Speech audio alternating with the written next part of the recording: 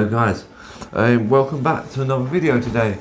Today, I'd like to talk about my first about 15 hours with Elden Ring. I've been playing since its release day on Friday. So today we're going to cover some topics that people have been talking about this game. If you notice so far, if you go onto Steam, it's actually been really bombed due to frame rates. It's at a 65%, I believe, on PC. Guys, there's a couple of scenarios that could have caused this.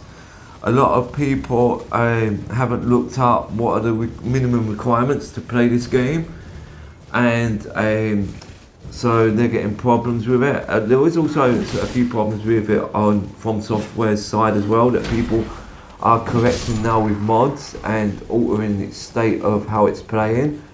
Also, which will bring me on to the first topic, is actually difficulty. I believe a lot of people are struggling with this game because it's called Elden Ring, and a lot of people have jumped on the hype wagon that this game is built by the Dark Souls community, but because it's not like Elden Souls Ring, they haven't made the connection that it is a Dark Souls game, basically open world for explorers. So if you get something the difficulty of Dark Souls and mix it with the many hours that you can put into a game like Skyrim, you will find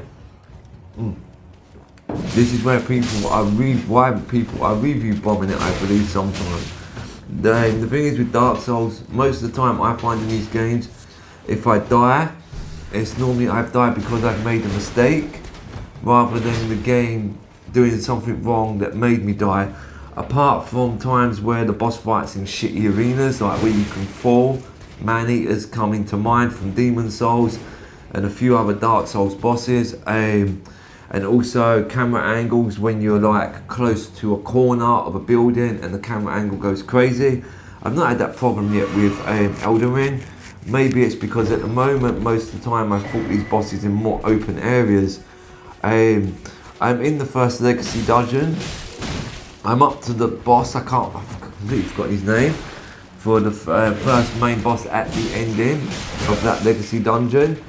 And to me, the first legacy dungeon's been phenomenal. It's been a great place to explore and to discover things. Yes, it's difficult, but I'm enjoying the difficulty at the moment, so I understood what I was getting into. There's 86 bosses in the game, I believe, and around 75, 76 of them are unique bosses, so you won't get them again later in the game as normal enemies or as tougher enemies, normal enemies. And for me, yeah, I'm enjoying this difficulty. It's pushing me. The Tree Sentinel took me a while to beat. You can see it here on the video that I'm playing at the moment. Yeah, he was a challenge for me, but mainly this is actually a fault, I think, with a game, especially on the PlayStation and probably on the Xbox, it's down L3 to get off your horse, and I find that when I'm controlling my horse with the left stick, sometimes by mistake I'm panicking and I push L3 and I get off my horse, and my items are set to my flask, so I have to quickly switch to the ring, resummon my horse, and then go back to the health. This has killed me a few times, but yeah, I knew I could do it. Eventually, I knew this is just like welcome to the game, and this is what it's gonna be like from this point on.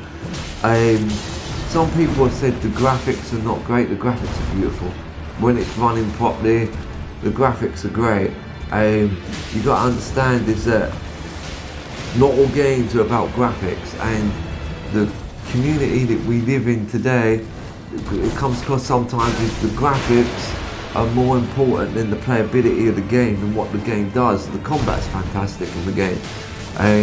I like the way that I play this. I'm actually playing as a hero, so I'm going through the strength build and I'm really enjoying it. My wife is going through it as a warrior build, and so she's going for Dex. It's the first time she's ever played this style game, so I'm helping her a lot. I know this is going to bring me on to another topic, is multiplayer. I don't summon people to my world, but I am joining other players because I like to help people.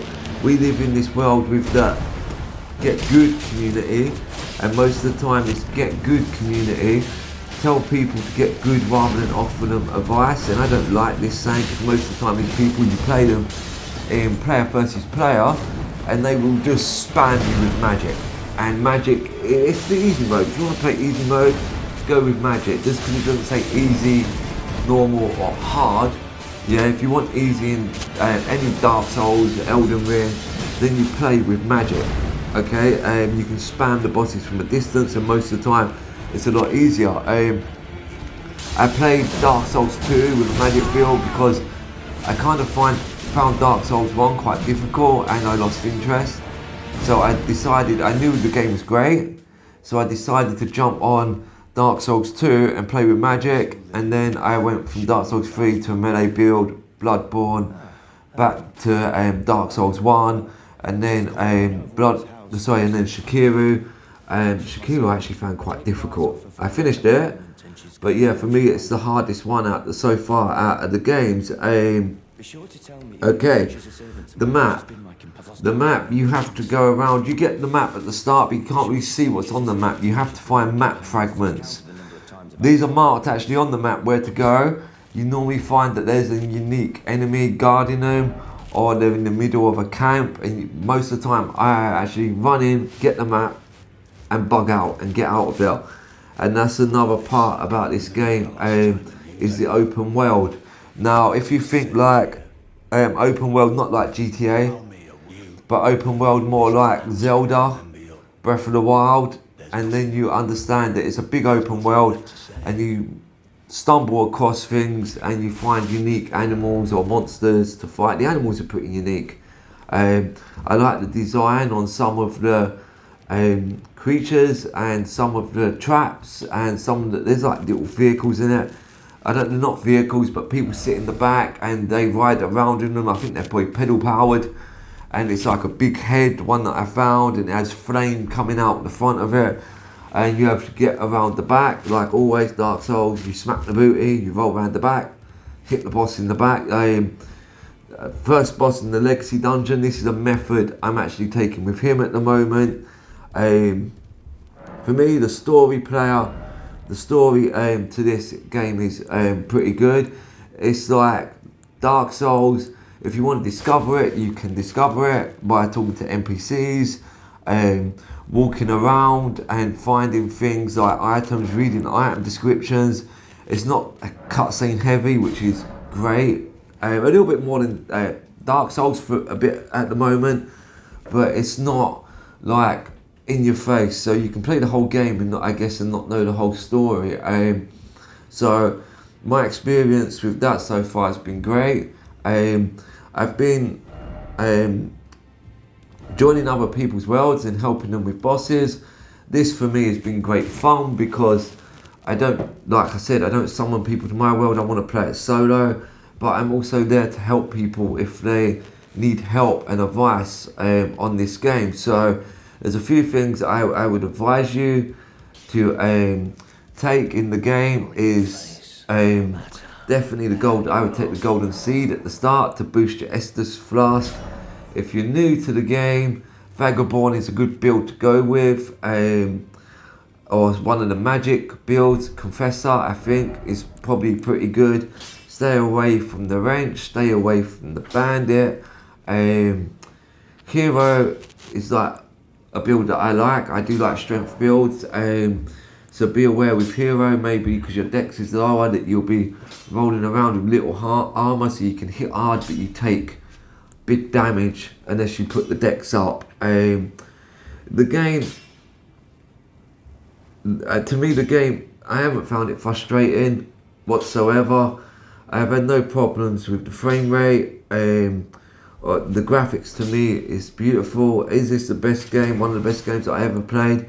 I can't say that right now, but if I play any game up to 10-15 hours to that point where I'm now, for me it probably is. But I can't say without playing the whole game. I can't give it a review score. I would do this when I finish the game, which is going to be quite a while because I'm working, and so for me it's like,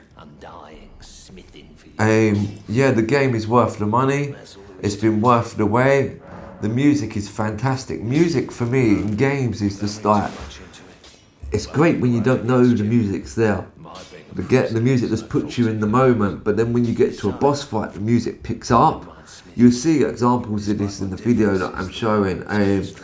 You see, like, the music puts you in the scenario, but when the boss music kicks in, you're like, wow, this music's pretty good now, and it always is good in any From Software game. The music is fucking amazing.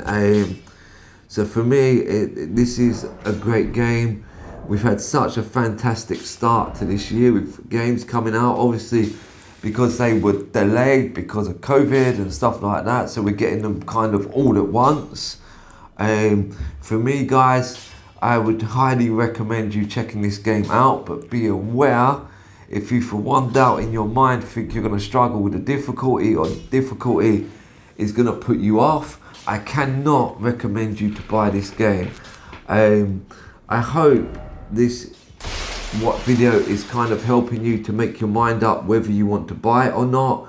For me, it's a must buy, but like I said, if you're not into Dark Souls, Bloodborne, Sekiro, then I honestly, at the moment, I cannot recommend you buying this game.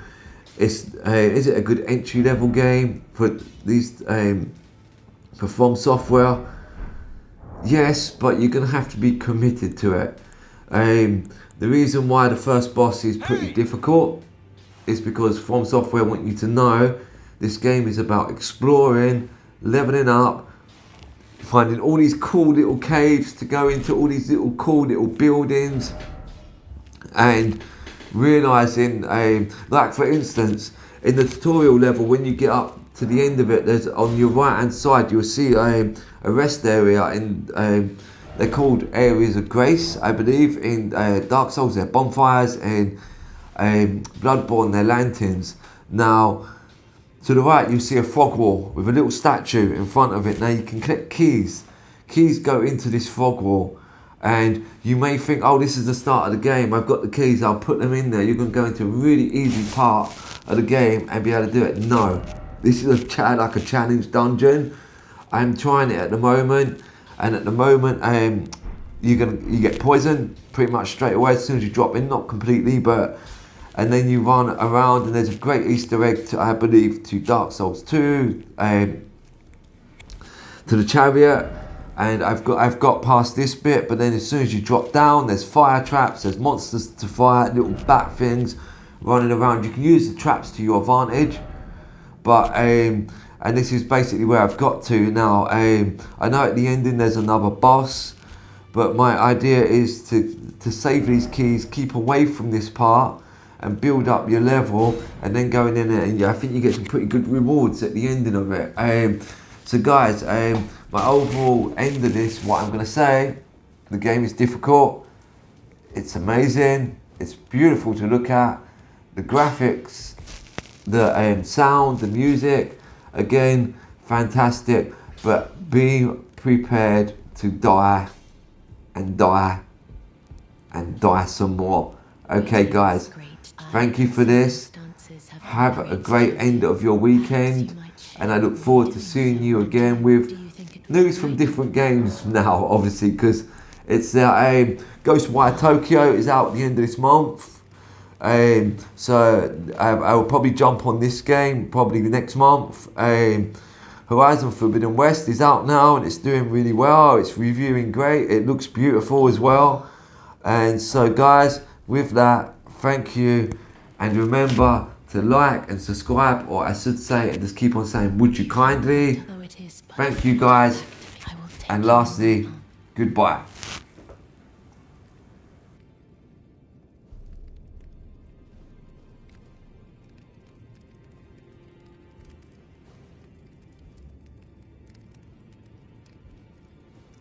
I am pleased. Would you like me to hold you?